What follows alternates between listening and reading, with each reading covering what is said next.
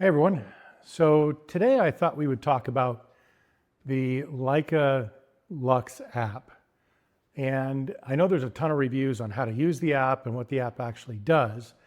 But what I haven't seen yet is a comparison of using an actual Leica and then the app, taking the same picture at the same time.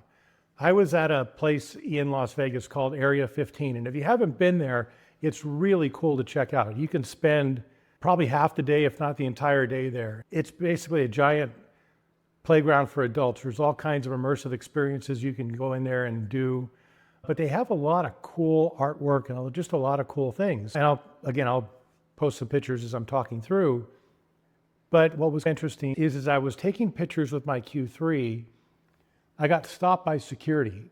They said to me, "Do you know what our professional camera policy is?" And I said, "No." And I was just taking pictures for the sake of taking pictures. And they're like, "Yeah, you can't have a professional camera." And I said, "Well, this one doesn't have a removable lens." And I tried to go down that path.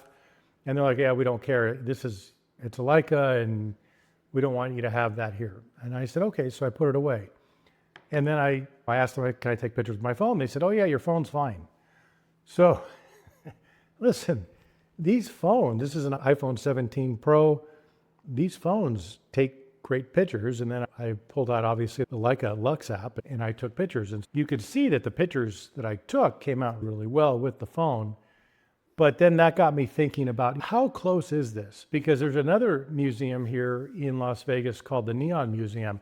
This is where all the old signs are, on the old neon signs on the Las Vegas Strip for all the old hotels that don't exist anymore. They have a giant park with all the signs, and at night they're all lit up, so they're all restored. And they also have basically the same policy. If you have any kind of camera, that's not allowed. But they do say, please feel free to take as many pictures and video as you want with your phone. So that to me got me thinking about, okay, how close is the Lux app to the Leica? And so I went out to a park here. It's Red Rock National Park. I think it might be a state park, but either way, it's Red Rock. And I went through and I just took some pictures. Now, it was golden hour. The sky was pretty good, although it was a little bit hazy that day. And the nice thing about Red Rock, as you'll see in the pictures, is the different color variations you get in the landscape. And what you'll see, or at least what I'm seeing, is that the colors are pretty close. Like they're marginally different. I think where things get a little bit weird, where you can see in the pictures, is that there's obviously some either computational photography that's happening or just this thing doesn't really know how to focus other than keep everything perfect, or both. Something's going on because you could see the level of detail that you're getting out of the phone or the level of sharpness that you're getting out of the phone is surprisingly different than what you're getting out of the camera. Now, the rules of this game were everything was in auto. So I had the Leica completely in automatic mode, shooting on Leica standard color, and the same thing with the phone.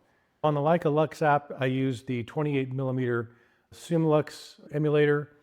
And then on, obviously, the Leica, it's the 28mm version. From an apples to apples setting standpoint, that's what we got. And as far as like f-stop and things like that, the phone was set to wide open, but you could see like everything is sharp.